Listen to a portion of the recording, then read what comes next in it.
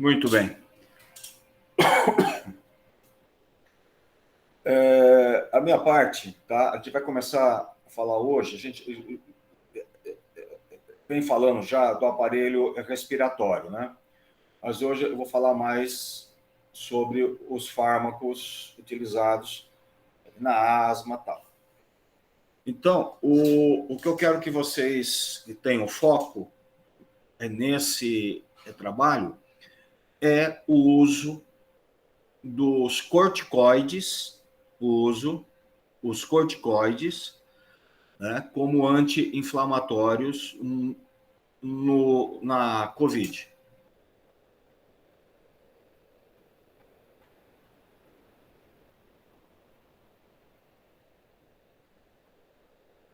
É só isso. Mas você quer, por exemplo, os efeitos dele, o mecanismo de ação? Isso, é como que os corticoides têm essa atividade anti-inflamatória. Ah, ok. É só isso.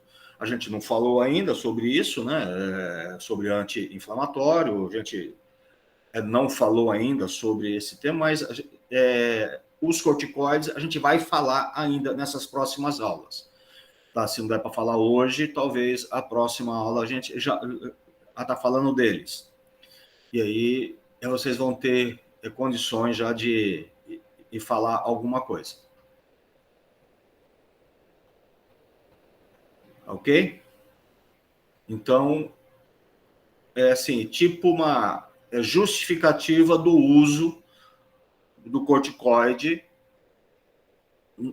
o tratamento da COVID.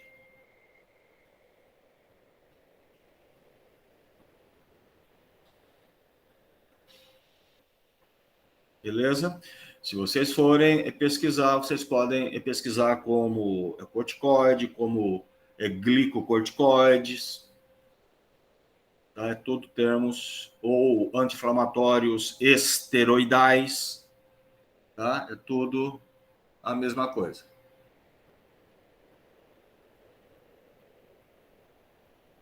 Ok?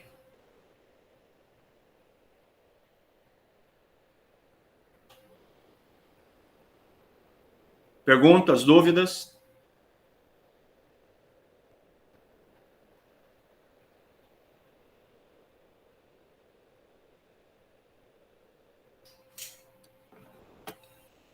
Muito bem. Eu não terminei de corrigir as provas ainda, mas eu queria corrigir a prova com vocês. Agora, ok? Posso começar? Pode. Vamos lá.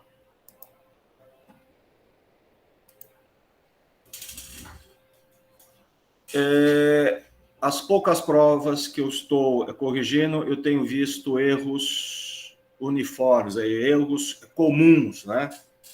E todo mundo. Mas fazer o quê, né? Como a prova é online, não tem muito que fazer. A primeira, qual a importância das prostaglandinas no estômago? As prostaglandinas aumenta a produção de ácido? Não, ao contrário. Né? Aumenta a produção de ácido? Não. Diminui a produção de ácido e aumenta a síntese e fator intrínseco? Não, também. Não tem nada a ver com fator intrínseco. Diminui a síntese de ácido clorídrico e aumenta a síntese de muco citoprotetor.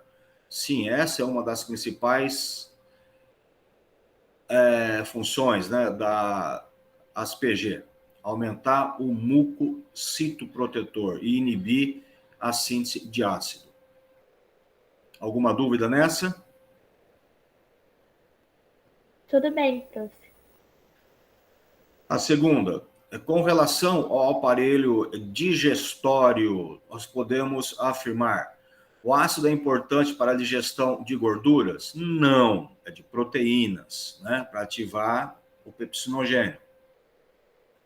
Quando inibimos o ácido por longos períodos, podemos ter anemia perniciosa pela deficiência de pepsina?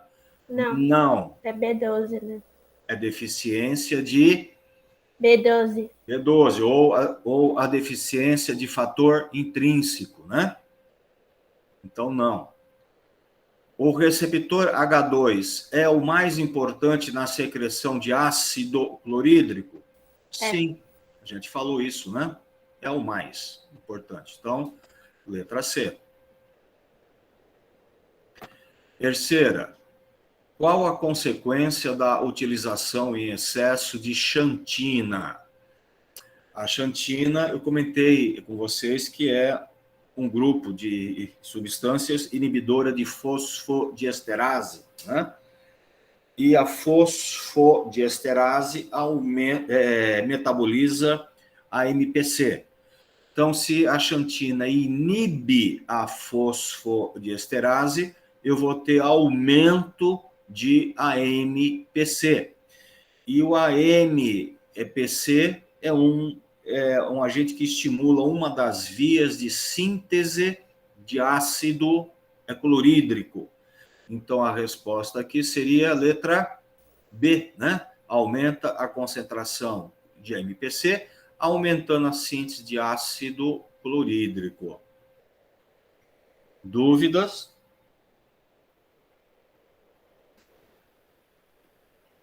Pode seguir, prof. A quarta. Igual, prof. Oi? Essa era repetida. Isso, exatamente. Exatamente. Foi repetido, eu só fui ver isso na hora da... É a C também do receptor a correção. H2. Então, aqui a quarta é letra C. Um pontinho aí, né? Para todo mundo. Quinta. Por que alimentos ricos em cálcio devem ser evitados em tratamento com gastrite e úlceras? Bom, é porque o cálcio, né? Ele estimula uma das vias, né, de síntese de ácido. Então, o cálcio aumenta a liberação de ácido? Sim, né? A resposta correta seria a letra A. Ok? Bom, a sexta.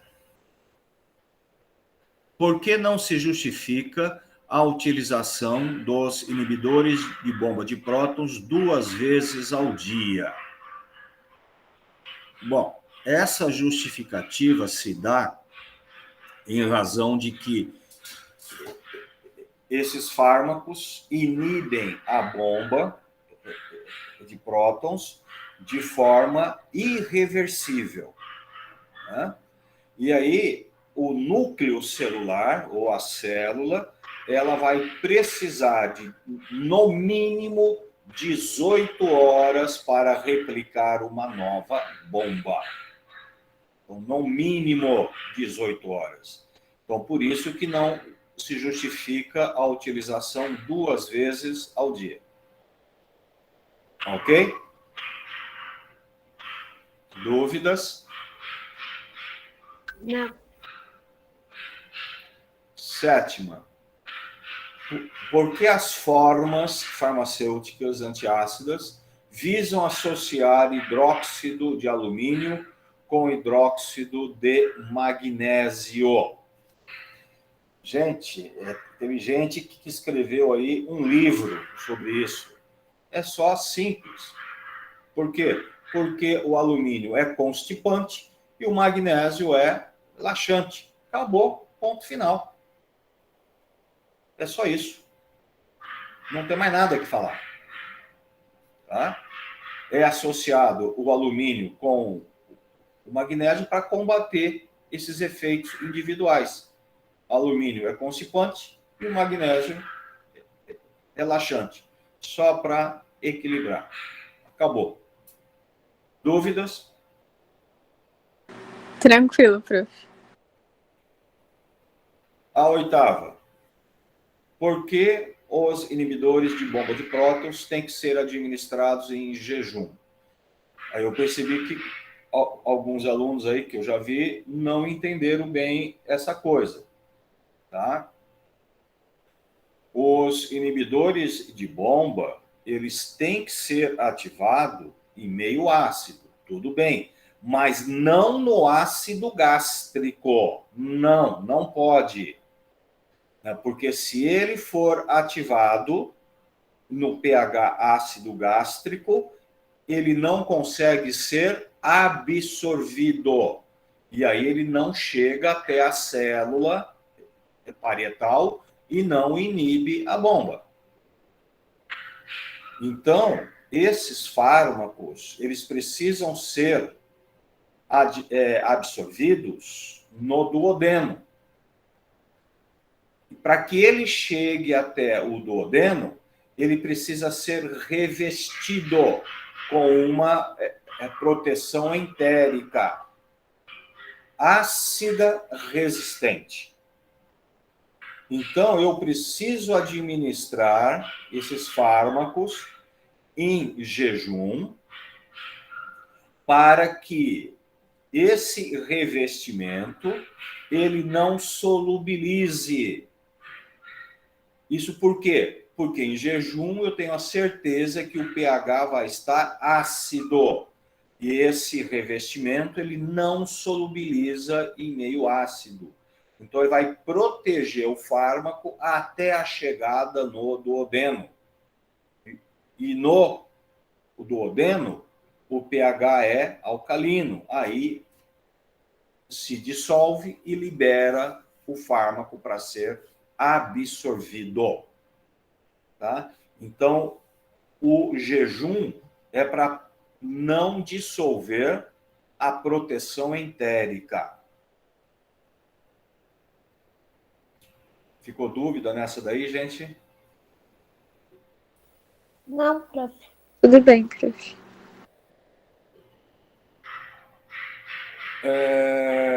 A nona. Por que a H. pylori sobrevive ao pH ácido gástrico?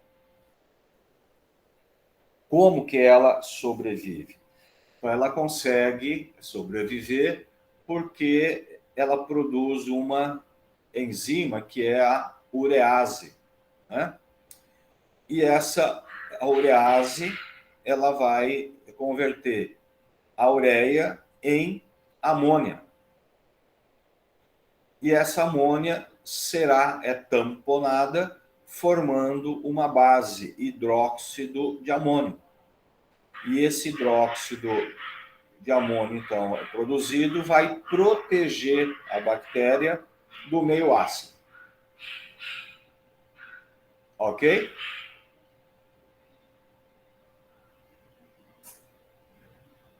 Dúvidas? Ok, tudo bem, prof. Beleza. Alguma dúvida com a prova, gente? Não, professor. Muito bem. Vamos lá, então. Gente, nós falamos aí dos descongestionantes, né? Falamos dos fármacos e tal. Agora a gente vai entrar a parte de asma, né? Asma brônquica. A asma em si, né, é um processo, então, inflamatório, né? Que ela é caracterizada histopatologicamente por presença de eosinófilos. Veja, é uma célula de defesa, né? É descamação do epitélio brônquico, hiperplasia de glândulas, mucosa, hiperplasia e hipertrofia da musculatura lisa e deposição de colágeno na membrana basal. Isso é que vai caracterizar um processo de asma, isto patologicamente. Veja, então, eu tenho a presença, né, de células. Aqui eu estou falando de eosinófilo, mas a gente não pode esquecer dos mastócitos também presentes no o tecido pulmonar, tá? Que são células de defesa.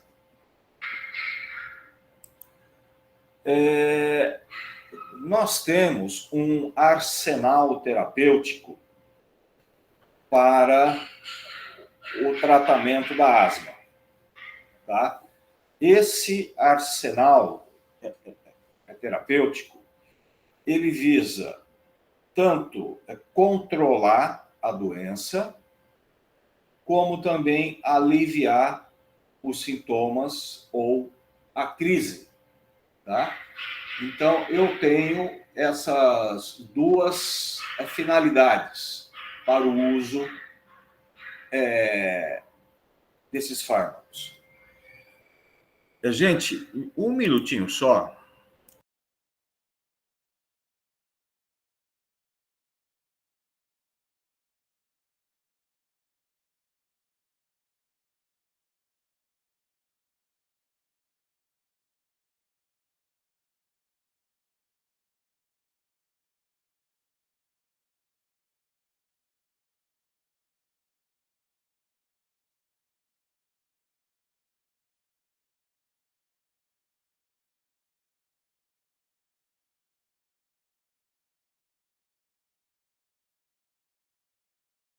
Desculpa, gente. Um cachorro dando escândalo aí e ninguém faz nada. Aí você tem que ir lá e dar umas porradas. Muito bem. As porradas nos funcionários, tá? Em cachorro, não. Que susto, prof. Não, de jeito nenhum. Que é isso?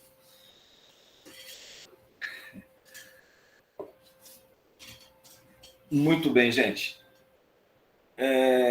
Então, eu tenho fármacos, tá, que controlam a doença e fármacos aliviadores. Vocês vão ver que praticamente, tá, são as mesmas classes, tá, utilizado tanto para o controle quanto para o alívio, né? E é isso que a gente vai ver, o uso desses fármacos.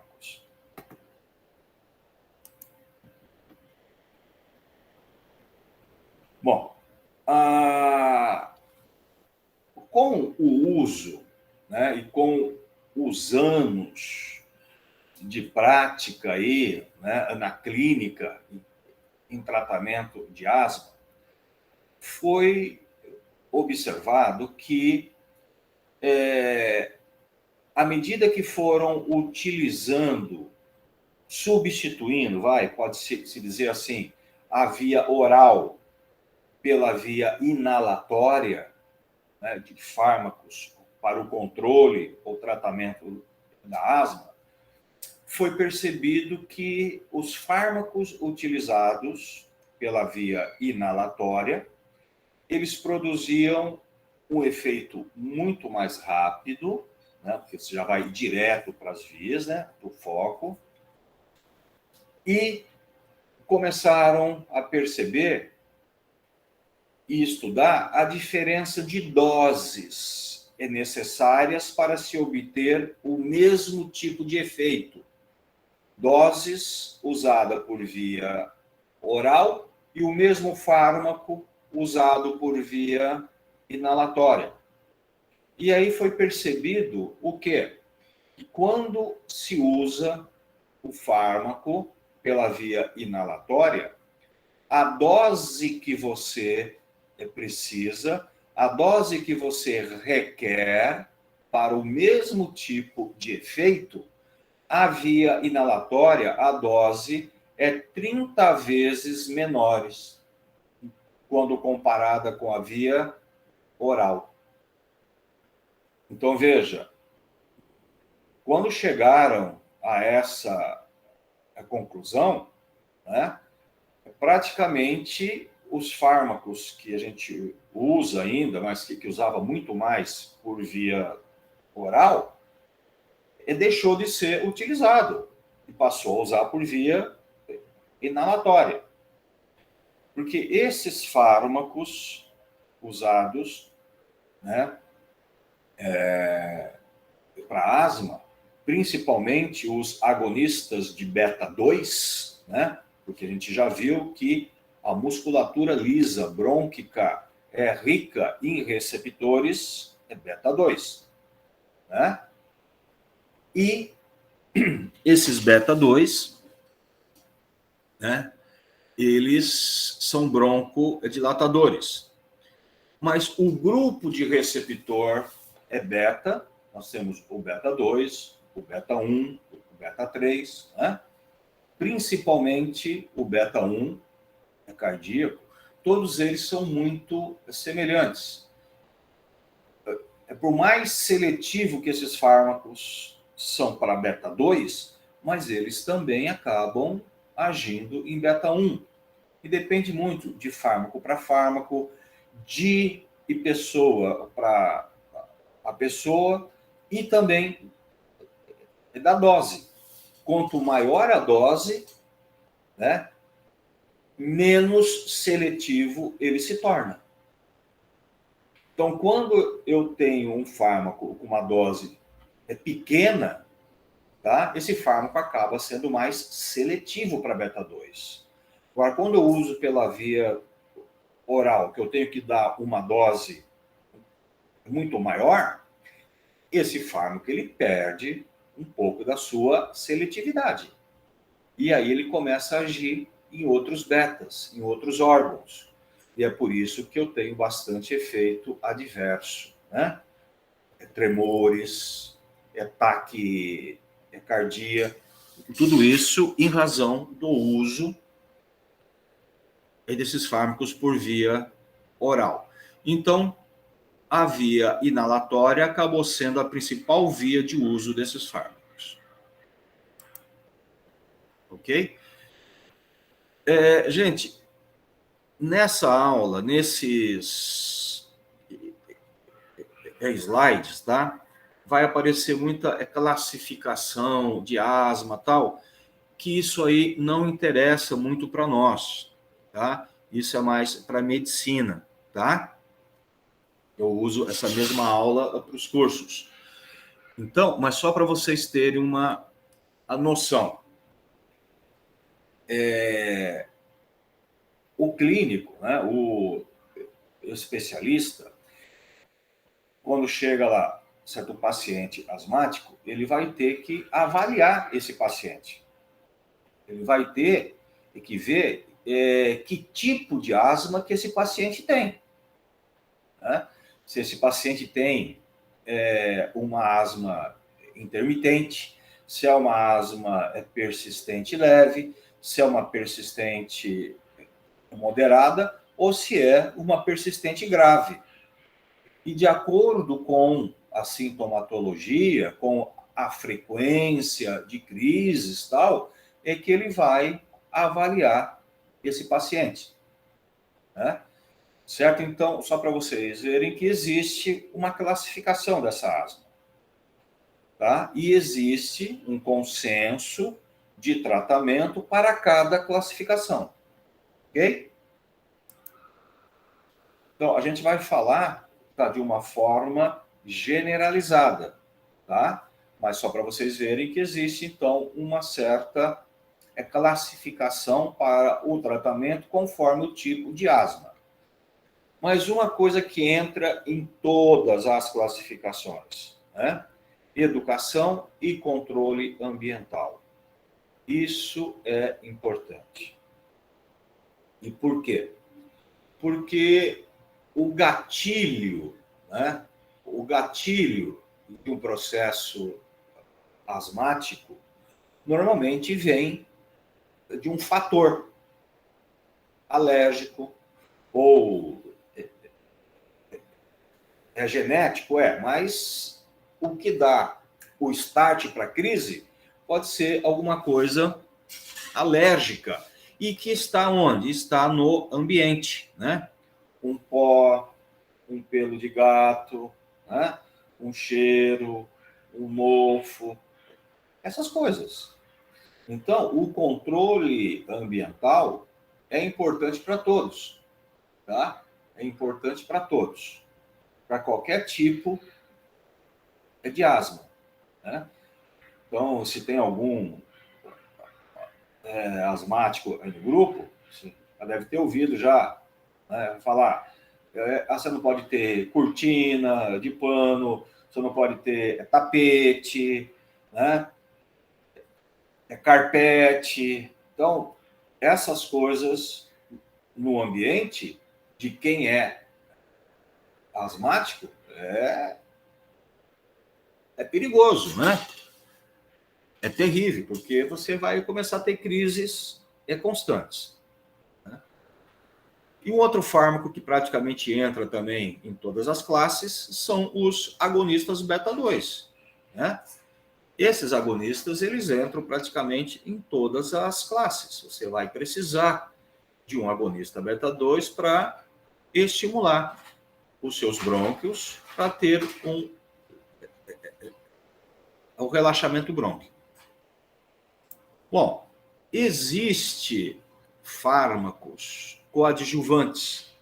A gente vai falar de todos eles, tá, gente? Então, os corticoides, a gente vai falar deles, né? Os agonistas de beta-2, né? Anti-leucotrienos, tudo isso a gente vai comentar, tá? Xantinas, então tudo isso a gente vai falar de cada um deles, tá? Aqui é a mesma coisa. Tá? Aqui, só para vocês terem a noção, tá? Do que eu vou falar daqui a pouco para vocês.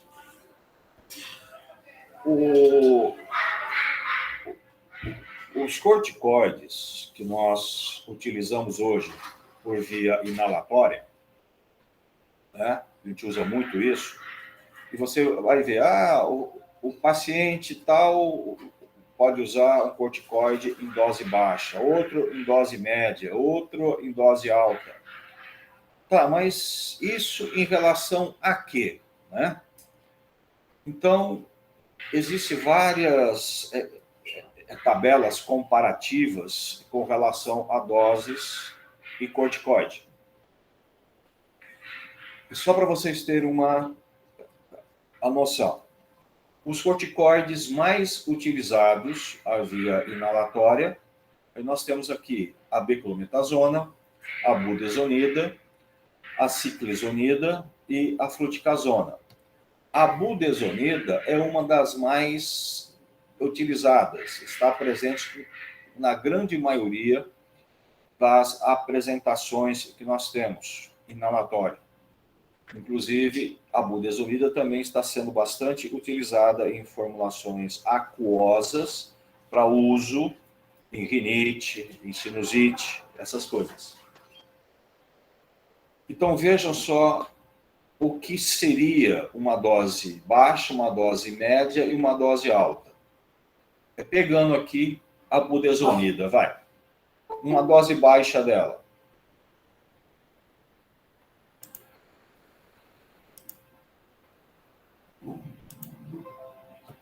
Então, uma dose baixa da budesonida. 200 a 400 microgramas dia. Microgramas. Tá? A dose média, e 400 a 800 microgramas. E uma dose alta, maior de 800 microgramas.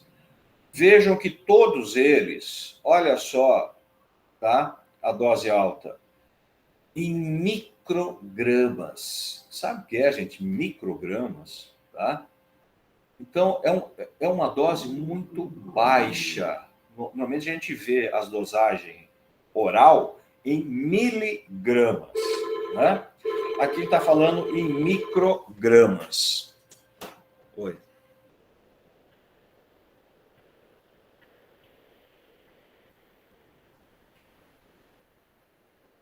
Está aí Eu contei, tá contado aí embaixo. Mas ele já instalou o PDV1 e o PDV2. Ele tem também que entrar lá para... Ele tem que entrar em todos os PDV, inclusive aqui em cima também, tá? Desculpa, gente. A loja está sem sistema desde ontem. O pessoal da TI está arrepiando aí.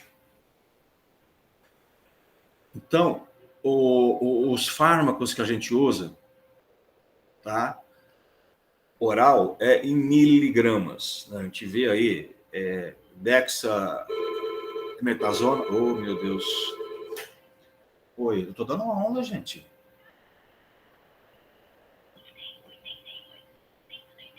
R$88.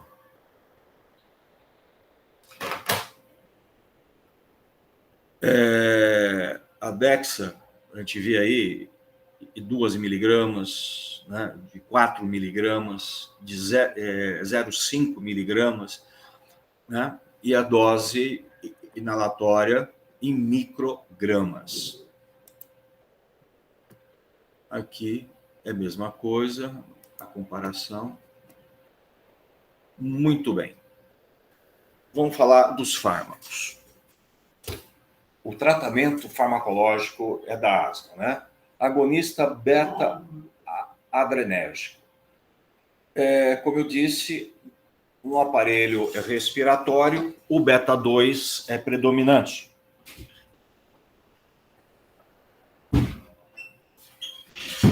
E aí, esse beta-2, ele vai promover a broncodilatação. Esse agonista é mais eficiente no tratamento da crise de broncoespasmo, tá? Porque ele age rapidamente e ele vai relaxar esses brônquios mais rapidamente, aliviando essa crise, né? Uma coisa que não está aí na literatura, a gente encontra isso em consensos, né, tal, falando, e é um dado importante. O asmático, gente, ele tem uma coisa que a gente chama de hiperreatividade brônquica. Hiperreatividade brônquica. O que é essa hiperreatividade brônquica? Se eu comparar dois pacientes, um asmático e o outro não asmático, e eu gerar, vamos supor, um estímulo de broncoconstricção nos dois, o paciente que é asmático, por ter essa hiperreatividade brônquica, quando esses brônquios são estimulados a contrair, ele se contrai muito rapidamente, enquanto que o paciente é normal, a contração é mais lenta. Então é isso que é a hiperreatividade brônquica. É uma resposta broncoconstrictora muito rápida, ok? Gravem isso e deixa aí armazenado, que a gente vai falar disso daqui a pouco. Ok? Muito bem. Os fármacos agonistas de beta, nós temos as catecolaminas, isoproterenol, adrenalina, né? São substâncias químicas, né? Com o grupo catecol, que são chamados de catecolamina. Esses fármacos, eles não são seletivos. Eles agem tanto em beta-1 quanto em beta-2. Né? A adrenalina,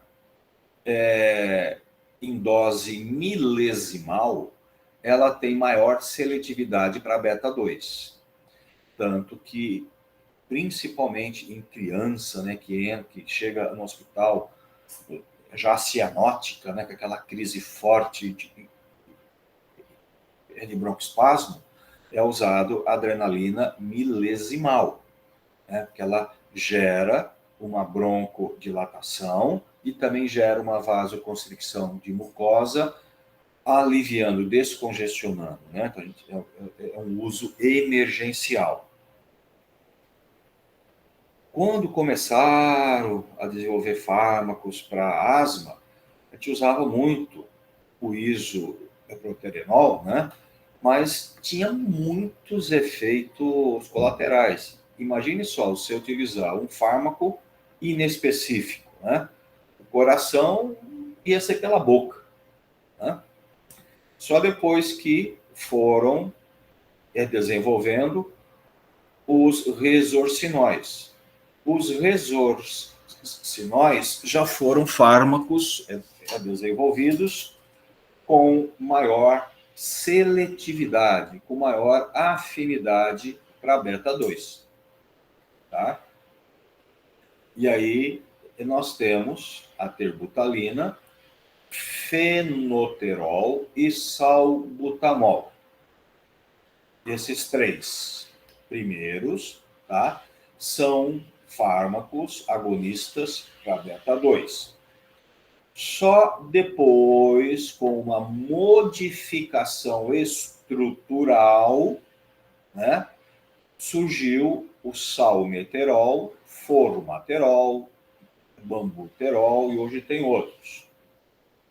Qual a diferença entre eles? Todos são resorcinóis, todos são agonistas para beta-2. A diferença entre esses três primeiros para os três últimos é meia vida. Meia vida. Tá? Os três primeiros têm uma meia-vida curta, no máximo 6 horas. Os três últimos têm a meia-vida longa, de até 12 horas. Só que tem uma diferença também de início de ação. Os de meia-vida curta, o início de ação dele é muito rápido. Enquanto o de meia-vida longa, o início de ação é lento. E por que surgiu essa diferença? Então aí eu vou precisar contar a historinha para vocês. Tá? Como chegamos, da onde viemos e aonde estamos hoje.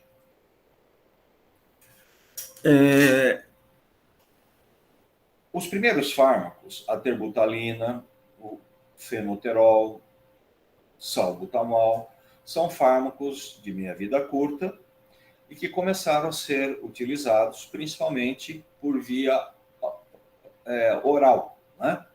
Comprimido, em xarope, só depois que começaram a vir também na forma inalatória, em spray. Para quem não conhece, a terbutalina, o nome comercial é o Bricanil, fenoterol é o Berotec, salbutamol, Aerolin. Tá? Esses fármacos, eles vieram, tá?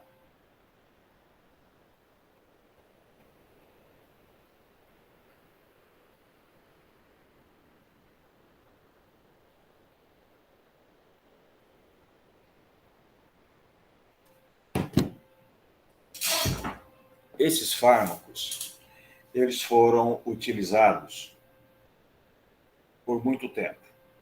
E aí apareciam muito efeitos adversos. Só que uma coisa que a gente não entendia bem. Você usava esse fármaco, tá? Você tinha aquele alívio da crise, aliviava a crise, o indivíduo saía da crise, mas mesmo utilizando esses fármacos como controle, utilizando ele de forma crônica, esse indivíduo poderia entrar em crise novamente, mesmo utilizando esses fármacos. E isso levantava dúvidas, né? Mas como? Ele está usando fármaco, né, para ter uma broncodilatação, por que entra em crise? Aí que foram estudando tal e viram que essas crises são provocadas, né, por um agente, um alérgeno, né, que entra pela via inalatória, se liga a um receptor de nossas células e defesa, principalmente os mastócitos, eosinófilos, e que liberam os seus grânulos. Grânulos do quê? Histamina e leucotrienos. A histamina, tá, é uma potente broncoconstrictora. Potente broncoconstrictora. Então, sempre que ocorria a reação antígeno-anticorpo, desgranula os mastócitos, liberam a histamina, e a histamina vai lá e fecha os seus brônquios e o paciente entra em crise. Muito bem. Aí, tinha aqueles pacientes que entravam muito em crise e que faziam uso, junto com esses agonistas de beta-2, faziam uso também de corticoides injetáveis, de depósito, que a gente usava muito, né? A diprospan. E percebiam que esses pacientes que faziam uso do corticoide, eles tinham, vamos dizer assim, eles tinham um período maior sem crise. Eles ficavam mais tempo sem crise do que aquele paciente que só usava o agonista beta-2. Então, tudo isso são dados. E os cientistas, eles começam a trabalhar em cima disso. Aí foram vendo o quê? E descobriram o quê? Que os mastócitos pulmonares, eles também têm na membrana receptores beta-2. Beta-2. E que esses receptores beta-2, mastocitários, eles dão estabilidade à membrana do mastócito, não deixando desgranular. Não deixando desgranular. Se não desgranula, não tem ação broncoconstrictora, não tem crise. Tá tudo bem até aí, gente? Tudo bem?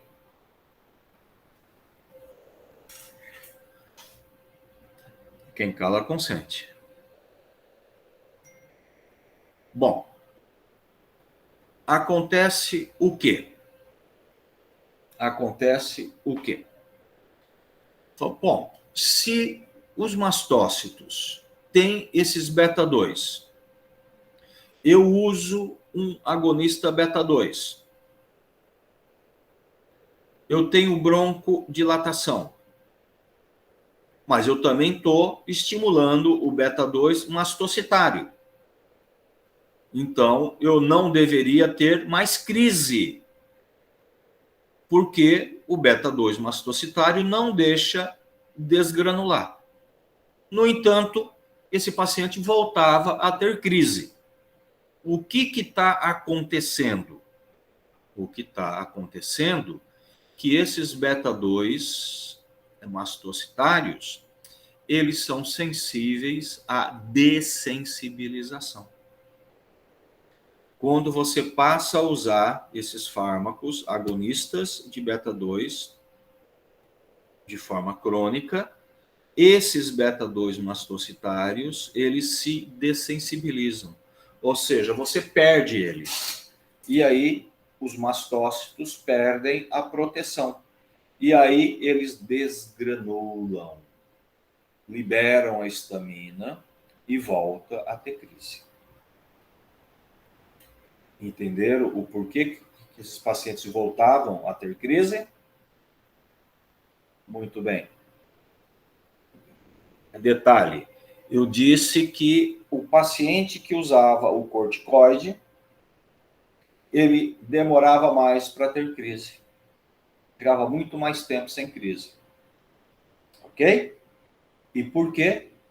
Foram pesquisar e viram que o corticoide inibe a dessensibilização desses beta-2. Então, o uso do corticoide inibe a dessensibilização. Por isso que ele ficava mais tempo sem crise. Tudo bem até aí, gente? Bom, qual foi, então, a ideia? Se eu usar o corticoide junto com o agonista beta-2, eu tenho a broncodilatação e eu evito a dessensibilização e eu não tenho mais crise.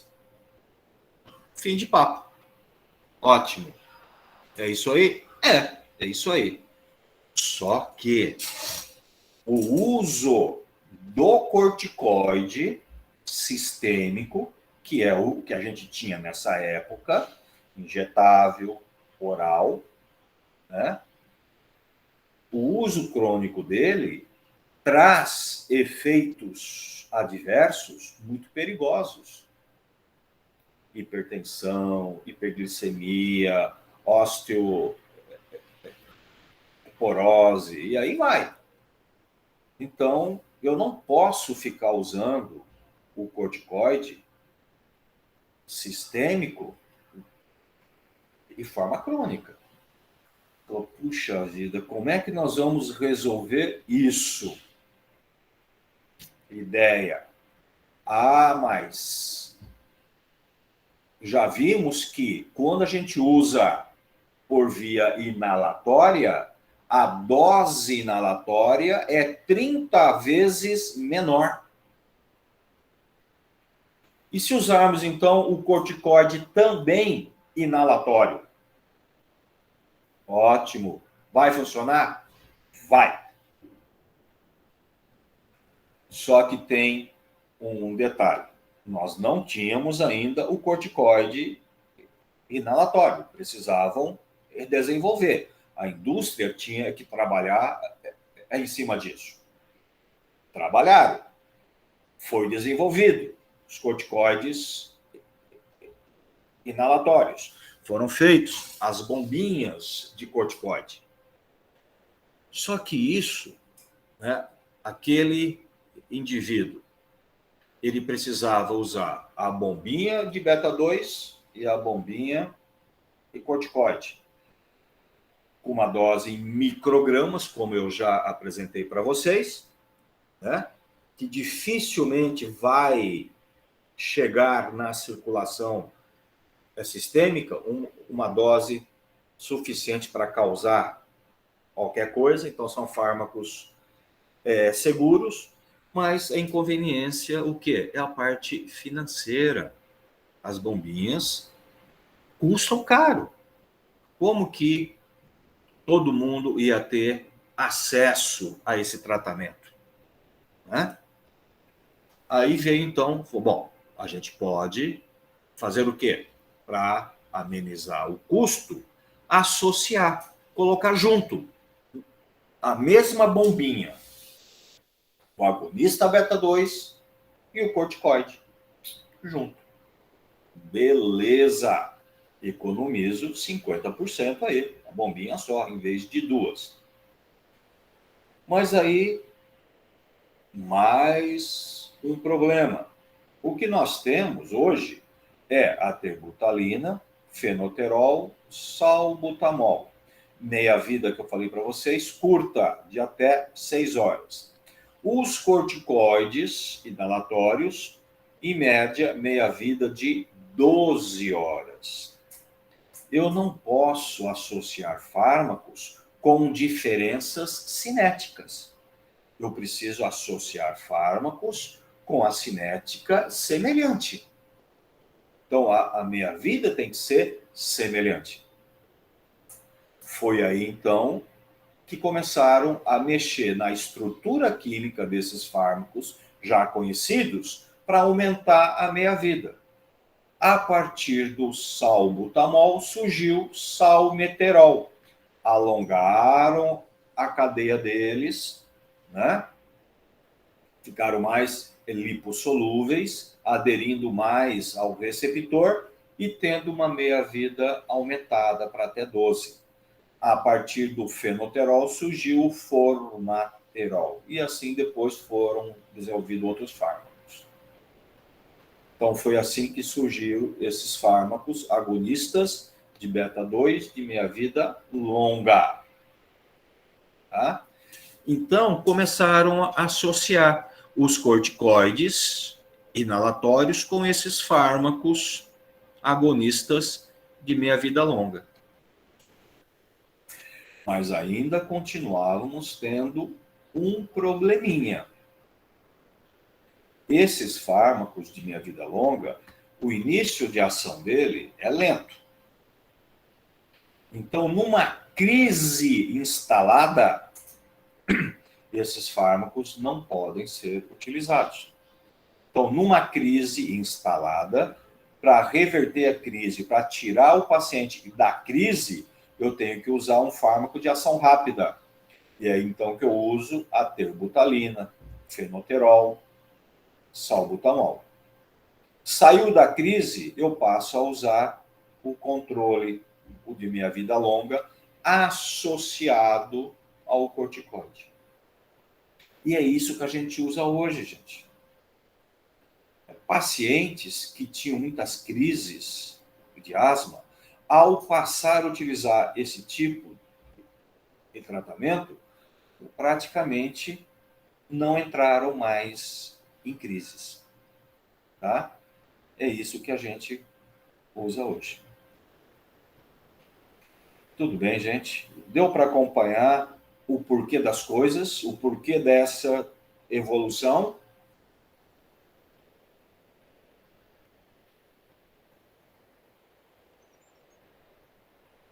Já que vocês não falam nada, eu vou falando eu. Eu disse, agora há pouco, para vocês guardarem e deixar armazenado. O quê? A informação de que o asmático ele tem uma hiperreatividade brônquica. Lembram disso? Bem, trabalhos comprovaram que quando esses pacientes passam a utilizar esses fármacos associados aos corticoides, agonista de meia-vida longa a corticoide, quando você passa a usar ele de forma crônica, para manutenção, para não ter crise, tá? Em aproximadamente 6 meses, você consegue reverter essa hiperreatividade brônquica.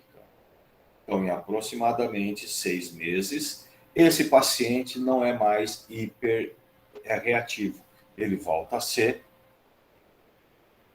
praticamente como alguém normal. Ok? Muito bem. Qual é o mecanismo de ação desses fármacos? Como que esses fármacos agem? Né? De que forma? A gente já viu isso, né?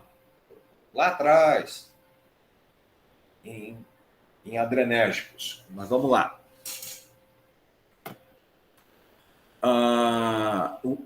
O mecanismo de ação. O fármaco ele se liga ao receptor beta-2. O beta-2 ele está acoplado a uma proteína G. Certo? E ao se ligar ao receptor, ocorre a ativação da proteína G. Essa proteína G ativada, ela vai ativar a enzima adenilciclase. A adenilciclase ativa aumenta a produção, ou vai aumentando a concentração intracelular de adenosina monofosfato cíclico, AMPC. Com o aumento do AMPC, eu tenho ativação da proteína quinase A, e a ativação da proteína quinase A reduz o cálcio intracelular. Se eu reduzo o cálcio intracelular, eu não vou ter cálcio suficiente para quê? Para promover a contração do músculo liso. O músculo só se contrai na presença de cálcio. Daí que vem a broncodilatação. Além disso, aumenta a condutância ao potássio. O que era aumentar a condutância? É aumentar a saída. Quando a membrana do músculo perde potássio, o potássio é carga positiva, a membrana ela vai ficar mais negativa, ou seja, ela vai ficar hiperpolarizada. E a membrana, em seu estado de hiperpolarização, ela dificulta mais uma nova despolarização. Então, esse músculo, ele vai relaxar e vai ter mais dificuldade para se contrair novamente, para obedecer a uma nova contração. É isso que o agonista de beta-2 faz. Tá? É desse jeito que ele age. Ativando a proteína G, ativando a adenilciclase, aumentando o AMP, ativando a proteína quinase A, tirando o cálcio de dentro do músculo liso e aumentando a saída de potássio. Então, relaxando e dificultando uma nova contração.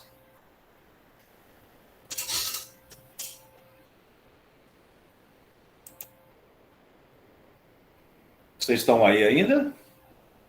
Ou estão dormindo e estão me deixando aqui falar sozinho? Sim, Estamos prof. aqui, prof. Estamos aqui, professor. Alguma dúvida até aí? Por enquanto, não. Está dando para acompanhar a evolução da coisa? Tudo bem? Então, vamos nessa.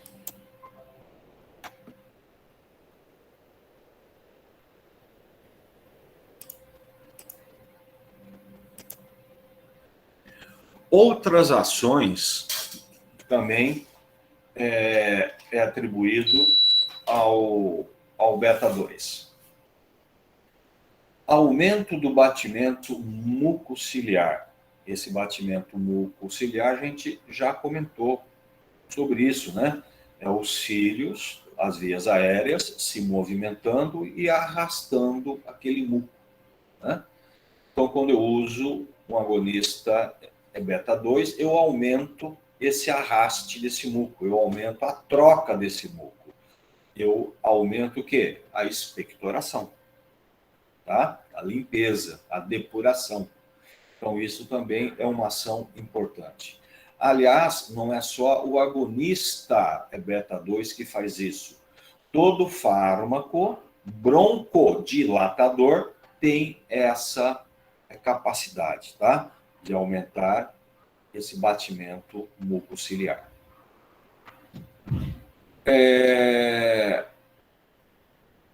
Inibição da condução neurocolinérgica.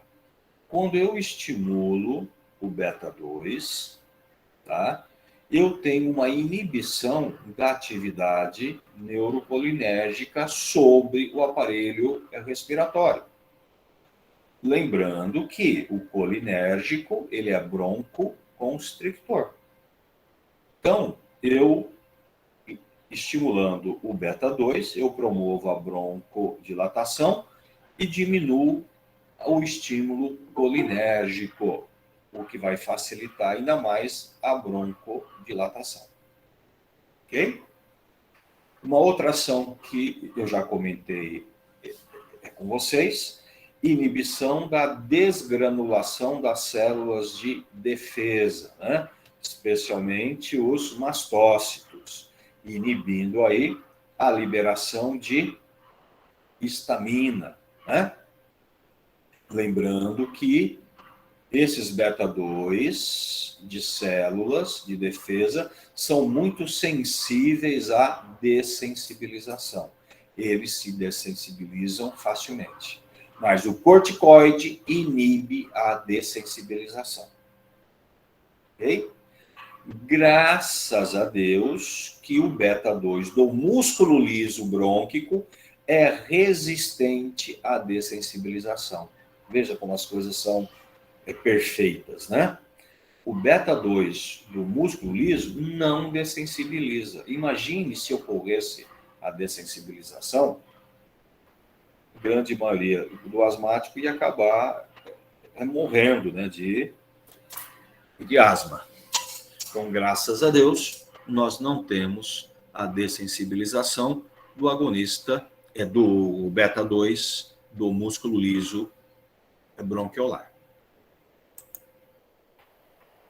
Então, aí, os beta-2 de ação curta, salbutamol, fenoterol, terbutalina, atuam em 1 a 3 minutos quando são inalados. Isso é muito rápido, né? Ação rápida.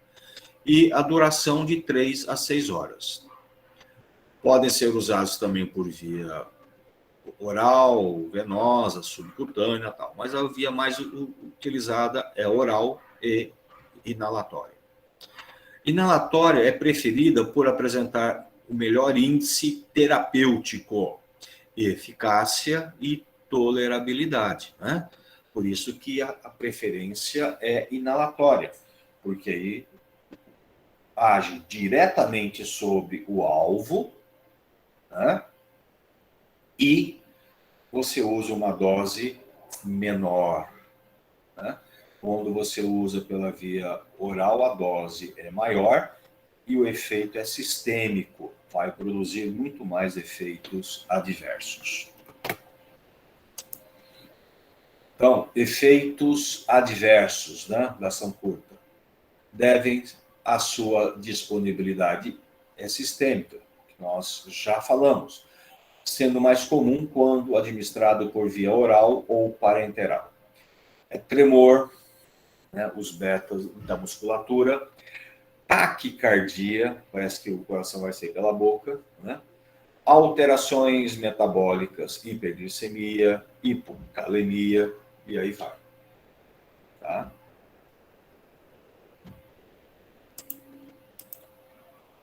Beta-2 de ação curta com os corticoides. Aí nós temos a erotide, plenil, né, são exemplos de fármacos, né, que a gente usa em combinação com os corticoides. Os de meia-vida prolongada. Formoterol, salmeterol, bambuterol. Tem uma duração de até 12 horas. Né? Salmeterol possui uma cadeia lateral longa, ligando-se firmemente ao receptor. O formoterol entra no substrato lipídico, se desprendendo lentamente. Então, foram alterações feitas nesses fármacos para que eles se fixassem mais ao receptor e permanecesse por mais tempo ligado ao receptor. Os de meia-vida longa, combinados aos corticoides inalados, podem ser usados como tratamento de manutenção em pacientes com asma moderada a grave. Os corticoides evitam a dessensibilização dos beta-2 mastocitários, tá? Então, os corticoides evitam a dessensibilização. Obviamente que, além disso, os corticoides inalados também vão ter a sua ação anti-inflamatória a nível brônquico, né? O que é muito importante no paciente asmático, que a asma também é uma inflamação. Alguns exemplos: o formoterol, né, o Fluir, o Floradil, e aí vem alguns nomes aí.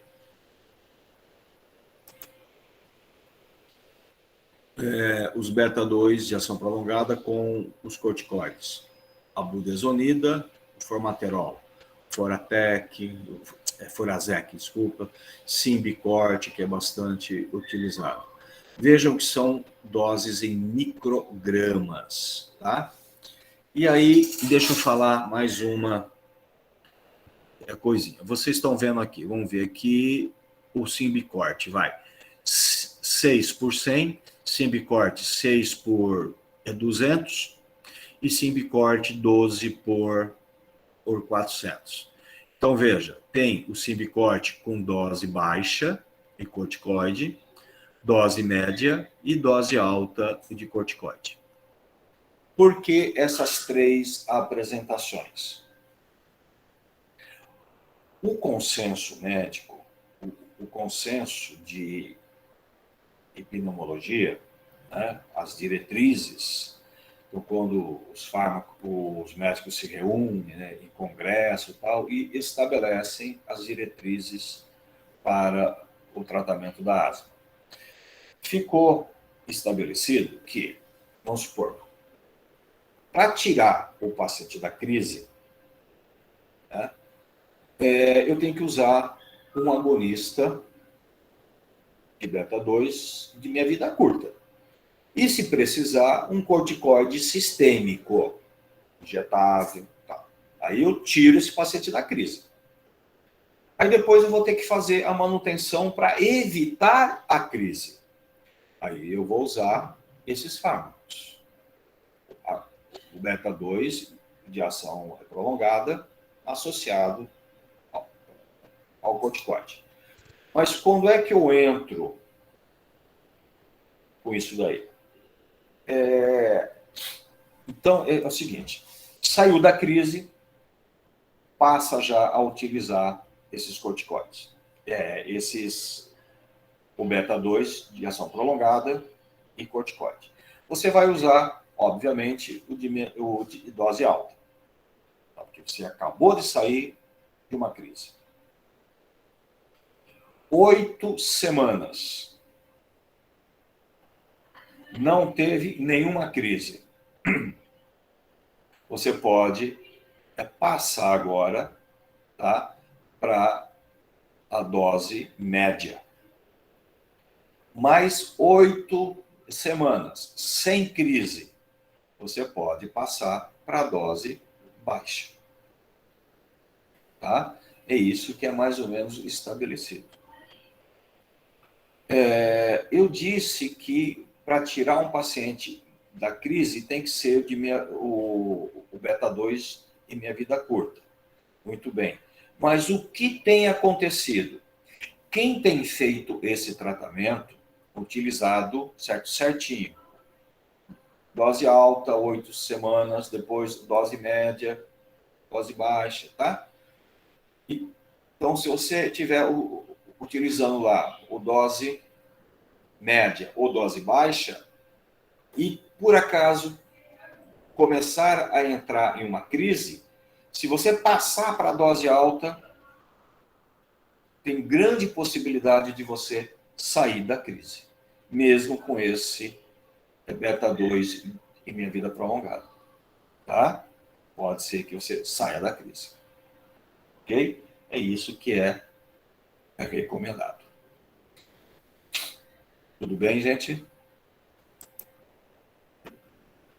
Os corticoides, né, que são agentes anti-inflamatórios, é a opção mais eficiente no tratamento da asma, né?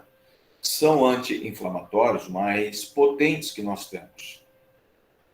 Inalado, ele deve ser administrado em uma forma precoce, tá?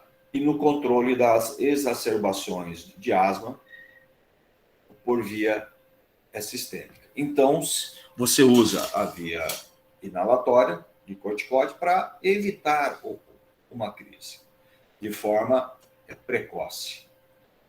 Quando você tem já a exacerbação de uma crise, você vai ter que usar por via sistêmica, tá? Aí não tem jeito. Os corticoides, eles são altamente lipofílicos, né? Eles penetram rapidamente em células, se ligando em receptores no citosol, tá? Visto em anti-inflamatório, que a gente falava em respiratório, em outra farmacologia clínica, né? Então, a gente vinha primeiro o anti-inflamatório. Aqui a gente teve que fazer algumas adaptações, então a gente está falando em respiratório antes de falar em anti-inflamatório. Bem, os corticoides, eles são hormônios, né? E todo hormônio, ele age em receptor intracelular. Vocês viram isso, eu tenho visto isso com a Carla, em dinâmica, né? Então, todo fármaco, tá? Todo fármaco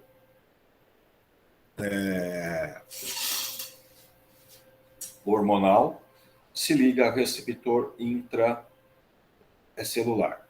Então, ele vai se ligar no receptor ocitosol. E aí forma um complexo fármaco e receptor. E esse complexo ele vai migrar para o núcleo celular. E uma vez no núcleo, esse complexo ele começa a interferir, né, na replicação gênica de substâncias. No caso aqui, o corticoide ele inibe a replicação de uma enzima essencial para o processo inflamatório, que é a ciclooxigenase 2. Ele inibe essa transcrição. Como também ele aumenta a transcrição para uma outra substância, que é a lipocortina, que também inibe a cascata da inflamação. Então, veja, ele tem um efeito anti-inflamatório por duas vias, envolvendo a transcrição gênica. Inibindo a COX-2 e induzindo a lipocortina. Essas duas ações são ações anti-inflamatórias. Ok? A gente vai ver isso quando falarmos em anti-inflamatório. Só que, além dessa ação, através da transcrição gênica, do receptor núcleo, os corticoides também têm efeito direto sobre células envolvidas na inflamação. E especialmente na inflamação da asma. Os corticoides, eles reduzem a liberação de histamina. Por isso que eles também são antialérgicos, né? Eles reduzem a sobrevida de eosinófilos, que é uma outra célula que libera também uma substância endógena, que é o leucotrieno, e o leucotrieno também é uma substância broncoconstritora, tá? Então, veja aí também a ação benéfica dos corticoides. Então, e reduz também o número de mastócitos em vias aéreas. Lembra que o grande causador da crise é a desgranulação mastocitária. a liberação de histamina. Então, os corticóides também reduzem o número de mastócitos, né, nas vias aéreas. Então, eles reduzem a exsudação de plasma e a secreção de muco às vias aéreas inflamadas, tá? Então, essa ação anti-inflamatória aqui é importante. Os inalatórios controlam os sintomas de asma em poucas semanas, bem como a hiperreatividade brônquica. Lembra que eu falei agora há pouco da hiperreatividade brônquica? Em alguns meses, tá? Isso aqui, alguns autores falam que é aproximadamente 6 meses para inibir essa hiperreatividade brônquica, o que é uma coisa importante no paciente asmático. Aqui é só a cinética, né? Agora, vocês vejam bem a atenção que nós temos que ter com o uso do corticoide inalado. Ele tem uma alta potência tópica e uma baixa disponibilidade sistêmica, quando você usa por via inalatória. Muito pouco dele chega à via sistêmica. E se ele já é administrado em microdose, imagine o que vai, então, para a circulação sistêmica. E tem mais. E quando absorvido pelo TGI, sofre efeito de primeira passagem, em 99%. O que é esse efeito? Ele é metabolizado pelo fígado antes de cair para a circulação. Então, a gente não sobra praticamente nada para a circulação sistêmica. Por isso que esses fármacos inalatórios são bastante seguros. Ok? Só que uma coisa que a indústria ainda não resolveu. Eles estão trabalhando para resolver isso, mas eles não conseguiram ainda. As partículas dos corticoides, quando você faz a inalação, elas ainda não são uniformes. Nós temos partículas pequenas e temos partículas grandes ainda de corticoide.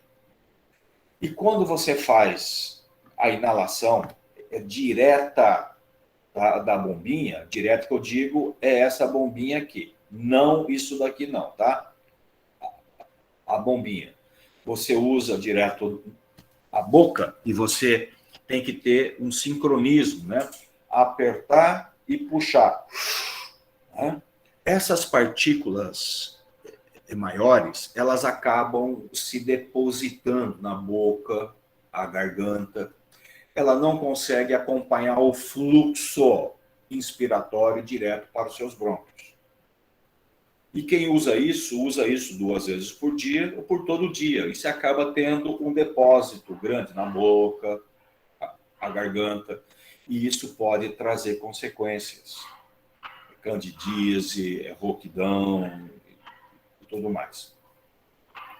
Então, para evitar esse depósito de partículas maiores, é aconselhável 2 coisas.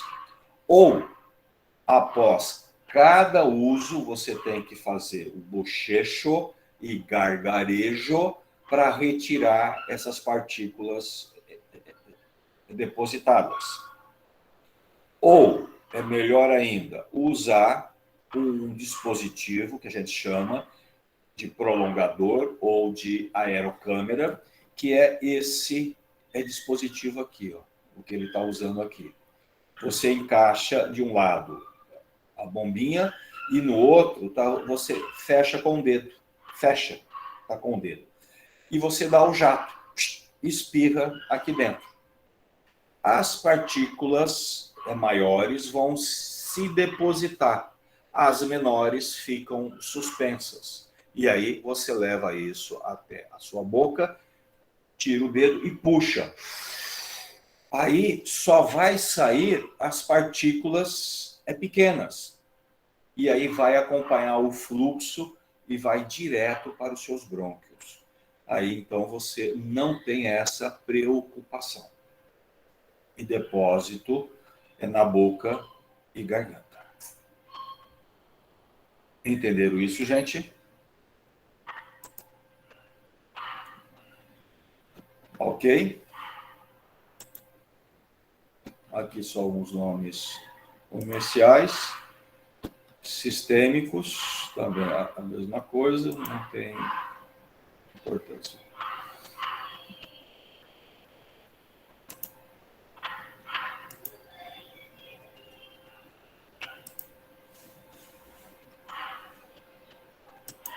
Bom, gente,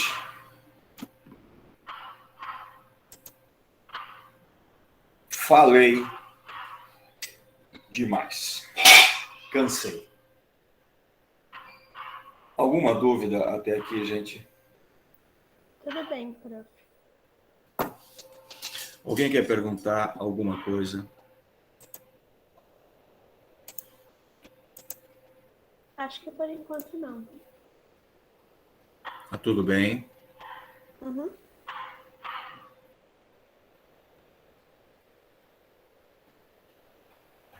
Professor, o senhor vai fazer chamada? Oi? O senhor vai fazer chamada? Não. Eu vou interromper aqui um minutinho a gravação.